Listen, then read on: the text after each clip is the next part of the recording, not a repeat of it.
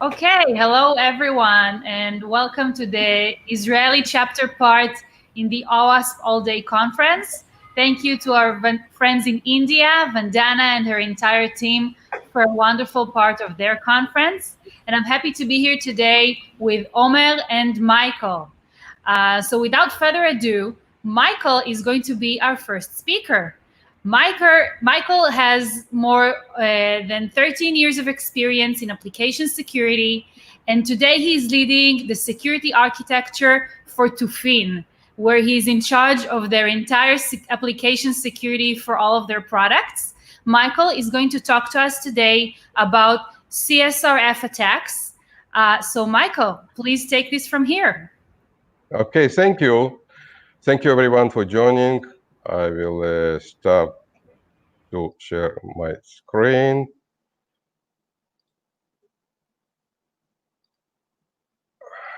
Okay, I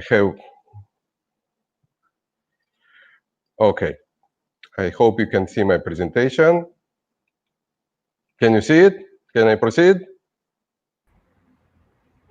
Yeah, please go ahead. And by the way, all of our viewers can post questions on the chat in the YouTube stream, and Michael will be answering them either at the end of his session or at the end of the entire session after Omo speaks as well.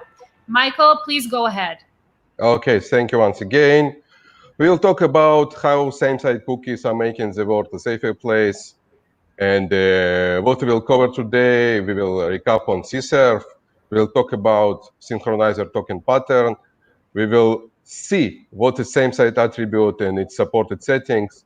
We will talk about new cookie policies and best practices. Before we will start, a couple of words about me. I have a lot of years in security, and I do like to do presentation. You can read my presentation at my blog. And a couple of personal words. I like to travel, to read books, and to listen to music. And a couple of words about my company, Tufin. We are market leader in security policy orchestration. We have products that allow to handle security management in any hybrid environments. We have product Secure Cloud that will allow to manage Kubernetes traffic. And we have also free firewall change trackers that will allow to handle your firewall rule changes for free. Okay, let's start. Who remembers what is Csrf Attack? It's pronounced as Csrf. It was included in OWASP Top 10, and it was dropped out from OWASP Top 10 2017, but still it's a serious security problem that should be handled. And let's read the description from our site, from OWASP site. Csrf is an attack that forces an user to execute unwanted. Yes? Sorry, I think you're sharing the wrong screen. You have StreamYard shared. Very interesting. Okay. Share screen. Share screen. And share screen. Hello. Can you see it? Can you see my presentation now? Yep, that's perfect. Thank you very much. Sorry. Let's start once again. How same-site cookies making the world a safer place, and what we will see today. We will recap on Csrf attacks. We will talk about synchronizer pattern, and we will talk about same-site attribute and its supported settings. Then we will talk about new cookie policy and its best practices. I have a lot of years, couple of words about me. I have a lot of years in security. I have 7 years as lead security architect. I do like to do presentation. You can read my presentation at my blog. And a couple of personal words. I like to travel, to read books, and to listen to music. And a couple of words about Tufin. It's market leader security policy orchestration. We have products that will allow you to handle security management in hybrid environments. And also we have secure cloud products that will allow Kubernetes and cloud traffic. In addition, we have free firewall change tracker tools that will allow to manage your firewall management changes for free. Okay, what is Csrf Attack? Who remembers Csrf Attack? It's pronounced in Csrf and was introduced in OWASP top 10 and dropped out from last top 10 2017. It's seriously security problems that should be handled. And Csrf is an attack that forces an end user to execute unwanted action on web application in which they're currently authenticated. This definition from our OWASP site. And it will allow, for example, to an attacker to transfer money from unprotected bank application from your account to his account. Let's see first demo. During demo, okay, I use the applications that based on Spring Security, okay, Spring Security tutorial, and let's say that I want, I will even log out, and I will go and I will open my application in the morning, and I want to check my balance, and I want to put additional $20, and I will authenticate using user root koala. Okay, and I will put additional money. Now, during my coffee, I will open some newspaper or forum or whatever in the tab. I will open it once again. I will open it once again. Okay, I will try to check my balance once again. Oops, I have only 100. Where is my money? My money was transferred by Csrf Attack. And let's try to understand how it is possible. Left, open F12, and let's see our traffic. We can see that our application, after authentication, uses this cookie, started FC and ended E99. Let's try to see what happens during F attack if we open the same F12, and let's see that now we use the same cookie. It means a browser sent to the same cookie. Why it happens? Let's look for a second in our Csrf Attacker application. You will see that we have request. This request sent to the same bank account, and we have some basic HTML JavaScript that will allow to use, to run this HTTP request during cloud page. But basically, it means that we have HTTP request from the page to our bank. And since a browser has authenticated user, it sends authentication cookie to this request, and this request is successful.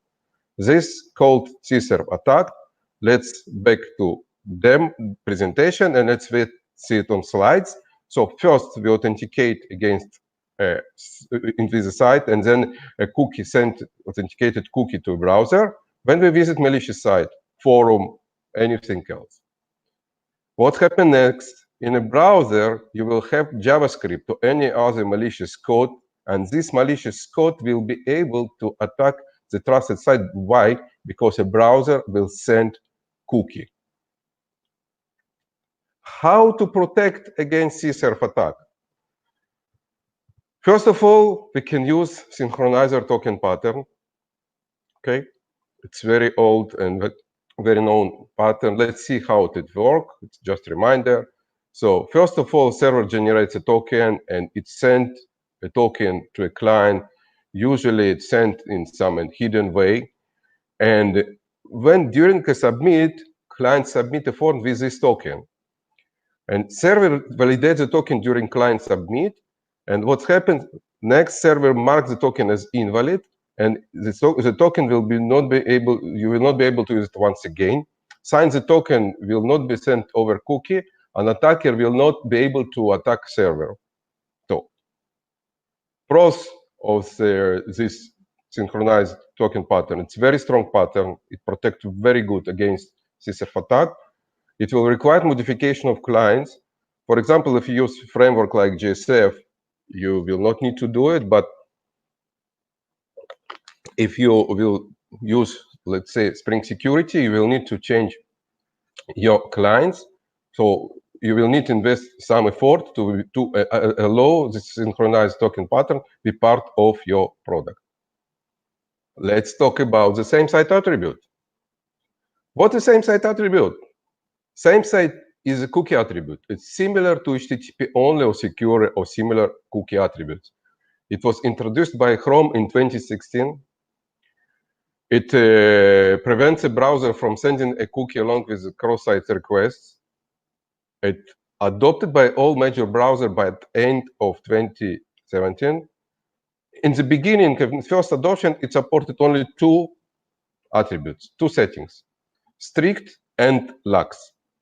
What is strict? Strict browser does not send a cookie to other site in all cross-site strict context, even when following link. Okay. Lax value. We have only a couple of use cases, only 3 use cases, 3 get cases.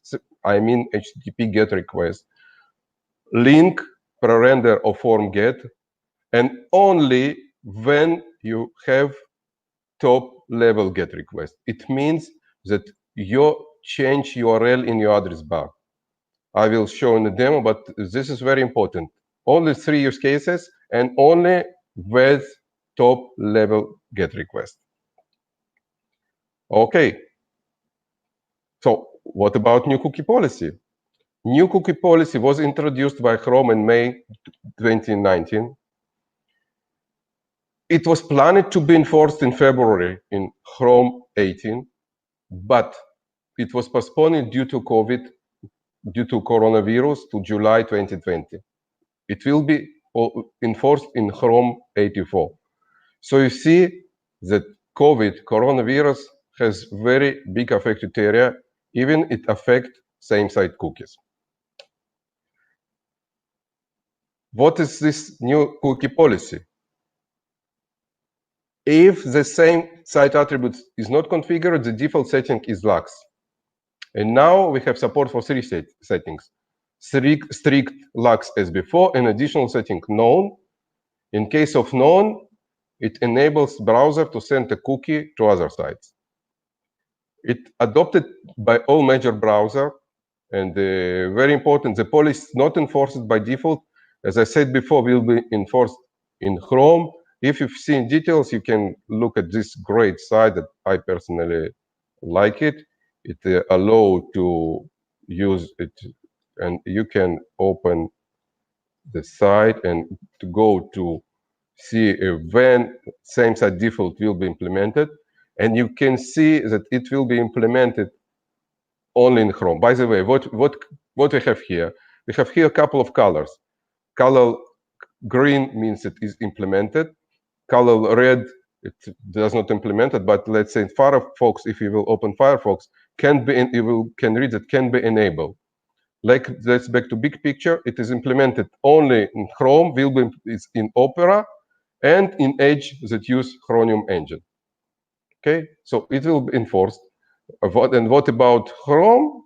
Let's back to presentation, and you can see that you can even configure it now. You can configure it now. You can configure it Chrome. Go to Chrome configuration, Chrome Flex, and to enable these settings. And in Firefox, you will be able to go to these settings and to enable using this to this URL and then configure the settings. Okay, let's back to our demo.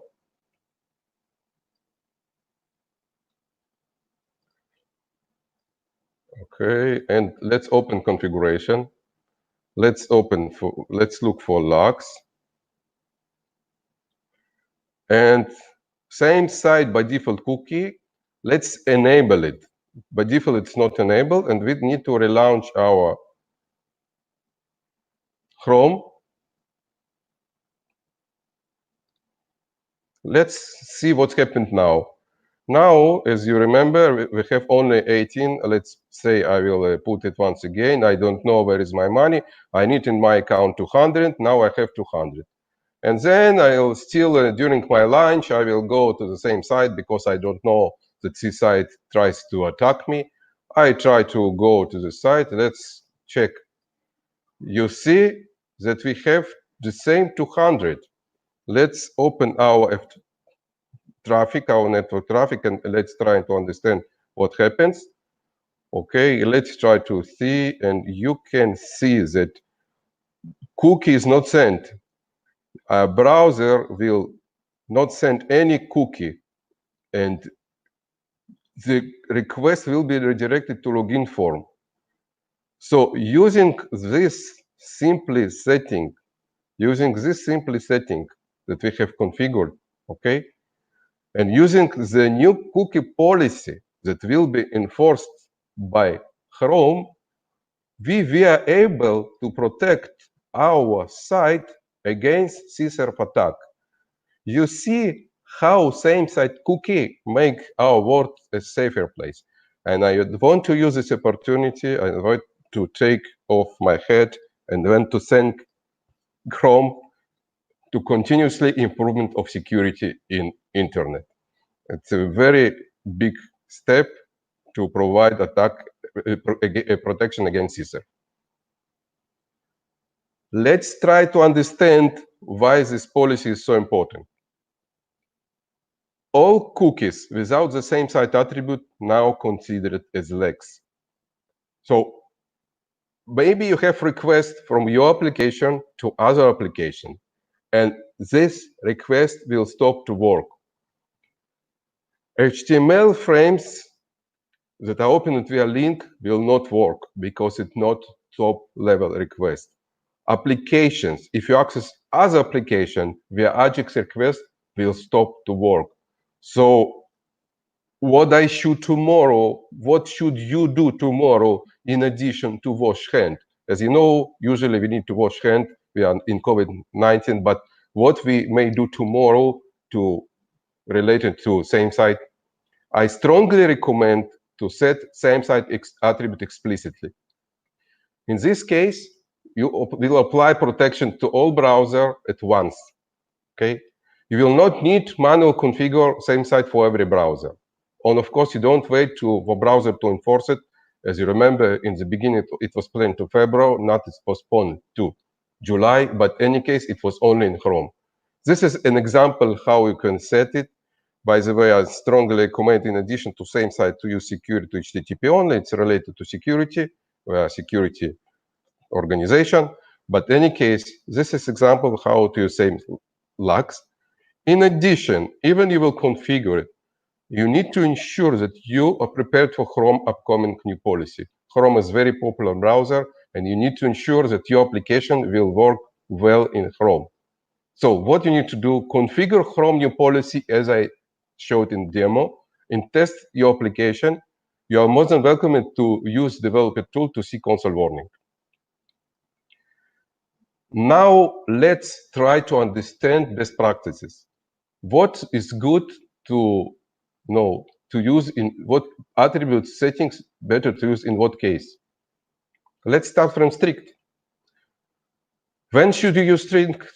If you have a single host application and you doesn't have links to other hosts. Okay, you have some caveats. Links to an application will not work even for authenticated user. I will provide an example. For example, you will authenticate for your GitHub account, okay? And you receive email with link to your GitHub account. When you press a link, you will need to provide your credentials once again. Why? Because in case of strict, browser will not send cookies, and you will need to provide credentials once again. Your single sign-on protocols like OpenID Connect or SAML will not work because it requires redirection and browser will not send cookies. But in any case, if you have like bank application, that bank application don't expect, let's say, links to other application, maybe strict is good for you. Okay. Let's go to Lux. When we should use Lux? Okay, my opinion in all other cases. I mean, if your application can send cookie according to what I have described before, only 3 use cases. I mean, let's say you connect to other application via top-level request, via top-level GET request, so it's good for you. Because cookie will be able, browser will send cookie in GET request, but it will block it in POST request. We have one caveat. You should ensure that HTTP GET request will not change, do not change the state of your application. I will show an example. If I'll take this URL and I will open it in a browser, once again, it's a GET request, but it's top-level request. What will happen? You will see that my money was transferred to another account. This example, change state, it means it's allow transfer money via GET request. And you can see that cookie is on the place. It means even we have configured Lux, even we have enabled policy to send Lux to all cookies, our application by mistake changed a state with GET request. It means we have supposed that we have protected against Csrf attack. In reality, we do not have such protection because we change a state. So once again, ensure that your application don't change. If you need to change a state and you have GET request, your application should drop this request. None. Okay, when I should use none? Only as rasters. You know,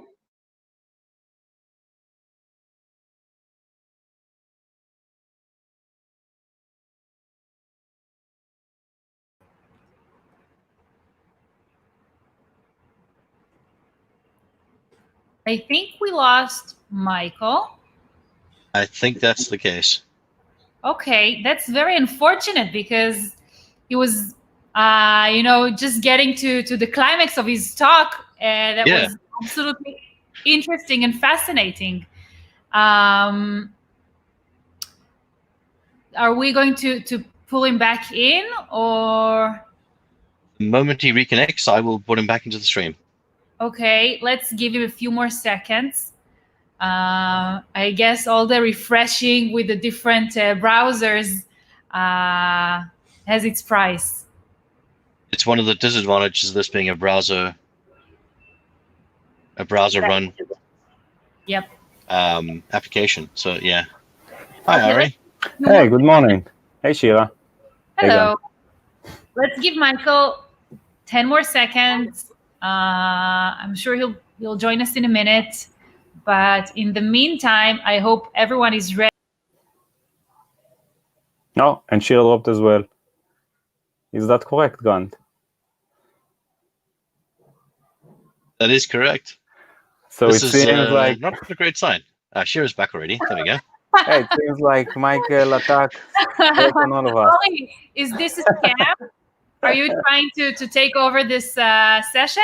Yeah, you know me. I want to take control. Okay, Omer, are you ready?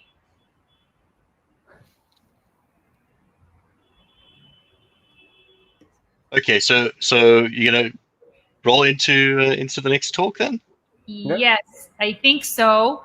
I think that a lot of people already know Omer Levi Hevroni, and if you don't, then Omer has been developing software since he was 10 years old, and he has been doing it for quite some time since then. Today he's working at Snyk, which is a great company for developers, and I'm sure that all of our friends in OWASP already know it. He's doing DevSecOps over there. And other than that, Omer is contributing in other OWASP projects, and he's doing a lot of amazing stuff, which he will tell us about in a minute. Today, Omer is going to talk to us about vulnerable dependencies. So at this, I'm going to leave it to Omer. And I will remind everyone that they can ask us questions over in the YouTube chat, and Omer will be happy to answer them at the end of his session. And I can say that Omer is awesome in general, without all the resume. I'm flashing here, but I'm not sure everyone can see it because of my screen color. It's not PC these days. Yeah. So thank you for the kind word. It was a bit embarrassing to hear all that here. So hi everyone. Good morning or evening or middle of the night, wherever you are. Today we're going to talk about two things that I really like. Dependency management and how we can make it better. And before we talk about dependency management, let's start with talking about why do we even need to talk about dependency management. And I'm sure some of you are already familiar with it, but let's start with some fun question. What is the most dangerous command you can run on your local machine? Give it a few seconds, think about it, and just try to think, because it's going to be hard to hear your answers.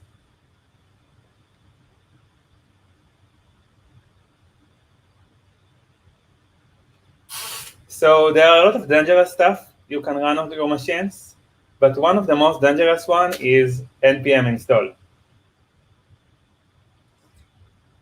And if you not agree with me, let's talk for a second about what happened when you run npm install.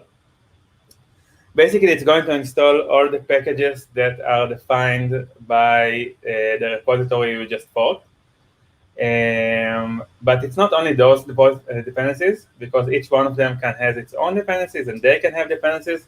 This is just some stats from the last sneak of open source support. We are working on a new one, so stay tuned. It will be very interesting.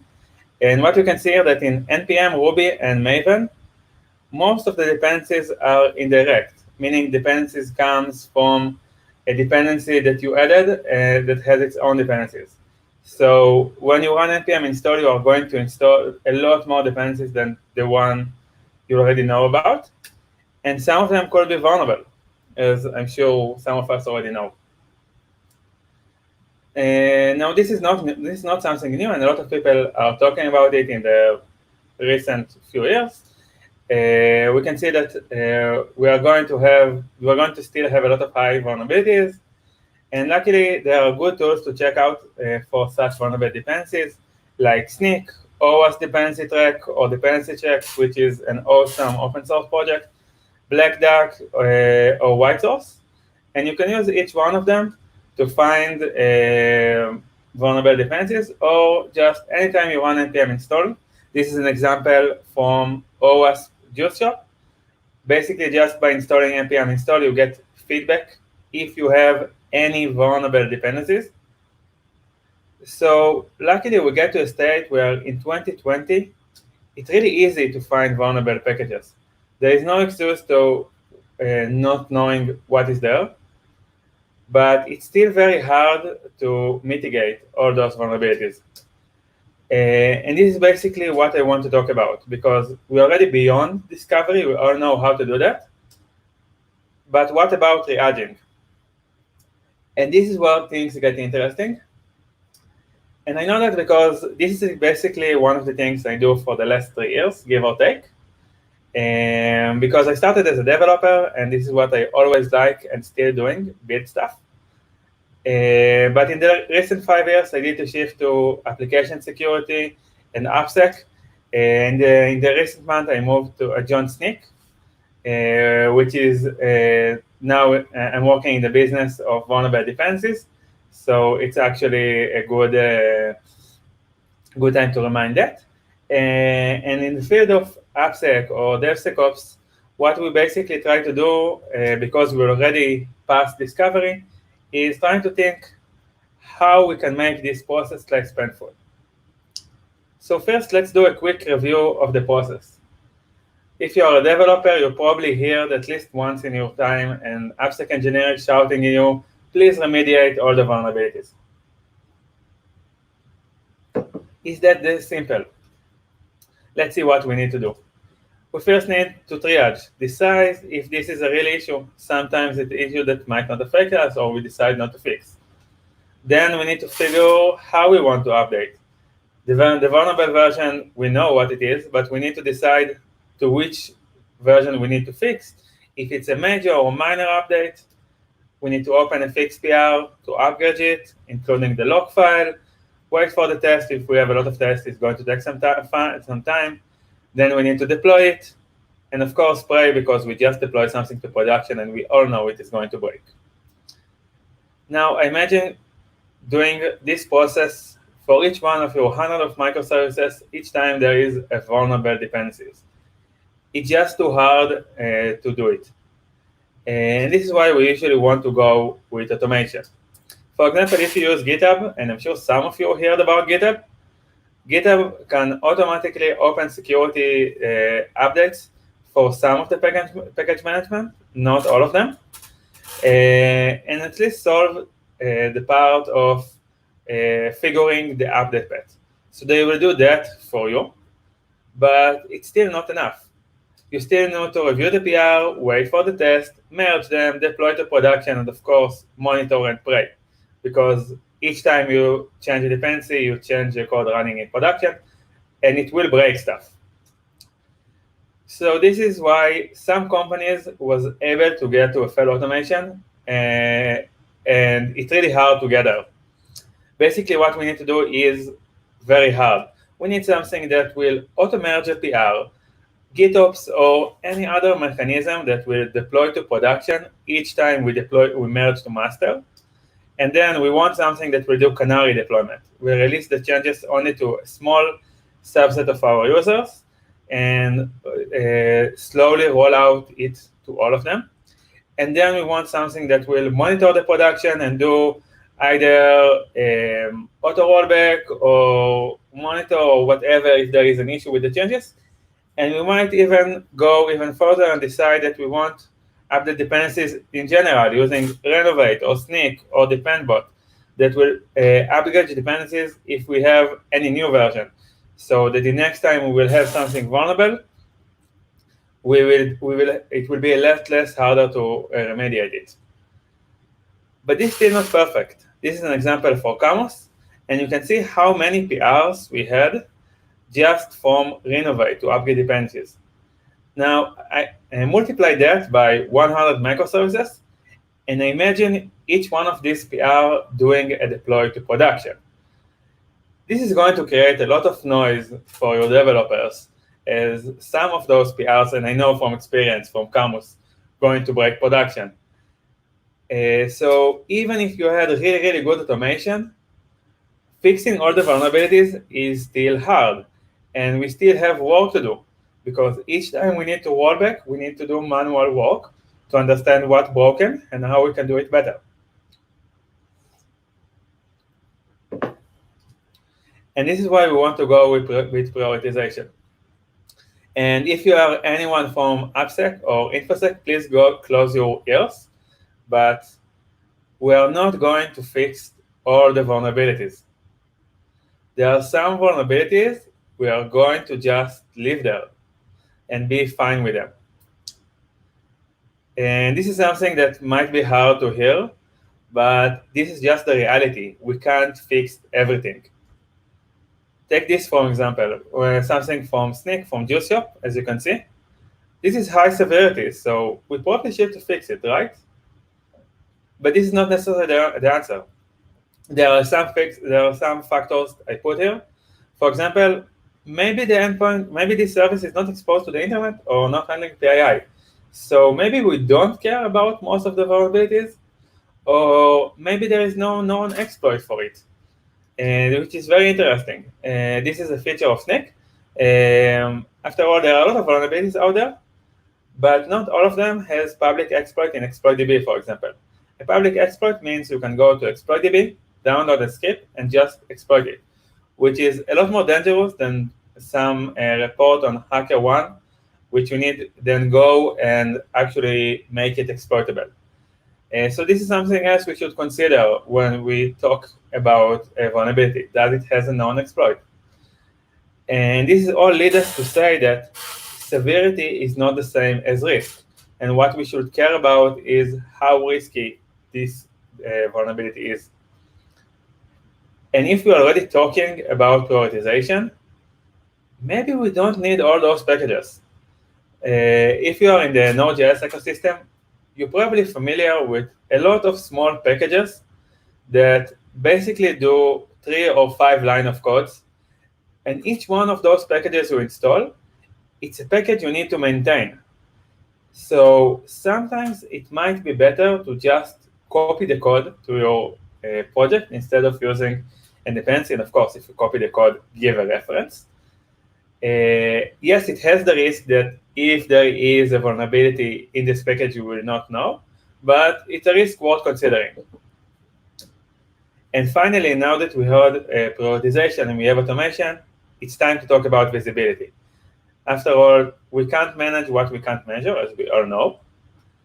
And we can start collecting metrics. For example, we can start to look on all the vulnerabilities we know and split them by a service or by a team or but whatever works for us, and start look on the trends and look on how things are going. We can start to measure how fast we are, how much time it took us to remediate from the minute we know about the dependency. Or if we talk about risk in the previous one, we can look on the average severity or average risk, and we know where we should spend our time as AppSec team, with which team we should work in order to where we should put our efforts. This is a good case to use OWASP Defect Dojo. It's another flagship OWASP project that could help you track those data and show them in various reports and make it easy to make sense in all this data. And once we have it, we can start think how we can use it. For example, we can do a monthly Hall of Fame, or depend on your company culture, we can use it to either bottom up, share it with team and ask them to take action, or top down, send it to all managers and ask them to make sure their teams do something about it. It could even be part of our SLA, something we use regularly and check. And those are all various ways to use it. So these are just examples. And now it's time to talk about communication. And communication is really interesting because we always need to remember who we are talking with. And this is something we usually tend to forget, especially as AppSec. We are not speaking to our fellow developers, to our fellow InfoSec engineers, which understand everything. We are talking to developers or product managers or even stakeholders. So giving them something like that is not useful. They don't understand it. We need to give them something with business impact, like hackers can still use their data. Or if we have a business requirement to buy apples and we have a denial of service issues, it could affect this business requirement. And when we connect communication to what we talked before about prioritization and metrics, it all makes sense together. And now when we start wrap up and look about the things we talk, automation is our first line of defense, but it's not enough. We need to prioritize what we need to focus, make sure we have good visibility to it, and that we communicate well in a language that all of us could understand and not just those of us who speak the InfoSec language. But I'm sure you have questions about other type of vulnerabilities. For example, I'm sure some of you are already familiar that Docker containers also has vulnerabilities, and a lot of them. And the same is true for virtual machines. There are stuff installed them and could be vulnerable. And those areas are a lot more challenging because you have a lot more vulnerabilities and they make a lot less sense to your developers because they didn't install them. We need to use the same principle, but it's going to be harder. The prioritization will be harder, the communication will be harder, and the automation, because not everything has a fix. Any questions? Okay, so thank you, everyone. I will be on OWASP Slack or on Twitter. If you have anything to share, I will be happy, especially if you want to share about your journey and how you handle this massive vulnerabilities. So thank you very much, and thank you to Sheila and Ori and all the OWASP staff who work on this amazing day. Thank you so Awesome. much, Omer, for a great talk. Do we have Michael back with us? Can you hear me? I'm here. Hey, Michael. I'm sorry. The Murphy laws works as usual. Okay. It's all right. So- We're used to it. You know, Yes. everyone is zooming and they're used to you're muted and these kind of accidents. So how about if you just take it from where you stopped? Thank you very much. I will take it from there, and I will stop once again to share my screen. And let me know if we can see the presentation. Yes. Can you see? Great. With your permission, I will start with best practices known. This is last slide, and I hope that you will be able to jump when it was, interrupted to this one. So when we should use known, and should be used only as a last resource, and when you don't have any options, maybe you in transition from known to everything else like lags. Okay. You should understand that we have a couple of caveats, that known is only valid when using HTTPS. HTTPS, it probably should be default when you develop an application, but if your application uses HTTP, you will not be able to use known. In addition, it will not work with all browsers, okay? And if I will open this link, I hope the second time the link will work. Okay, so what happened now? If your customer use or you use very old Firefox browser like 59 or 15, known will not work correctly. You will have unexpected behavior of a browser. Maybe it's not a real use case, but you need to understand that this is a limitation to use known. And okay, the same site attribute, pros and cons. So pros lets you easily protect from Csrf attack. Cons, its request to other application may stop working. If you have iframe or anything, as I have described before, it may stop work. Or in addition, for very sensitive application, it should be implemented, must be implemented as an additional layer. You still need to implement the synchronizer token pattern, and then you will be able to implement the same site attribute. You see, it was almost end. You have takeaways. You know how to protect against Csrf attack using the same site cookie attribute. You understand the new cookie policy and know how to prepare for it. And most important, you understand how same site cookie makes the world a safer place. I want to thank you for your time. Sorry once again for interruption, and you are most welcome to read my post or follow me on Twitter. And questions? Do you have any questions? So right now, I don't think we have any questions on our chat. Maybe we can bring Omer back for a wrap up. I may ask, maybe I will ask one question for me, with your permission. Yes. When I can use lags, and as I said before, I recommended to use lags even and without waiting. So you can open this once again, this wonderful site, and you will be able to see that the same site lags today is supported in all browsers, except, let's say, Internet Explorer. But if you will configure the same site explicitly, as according to this example,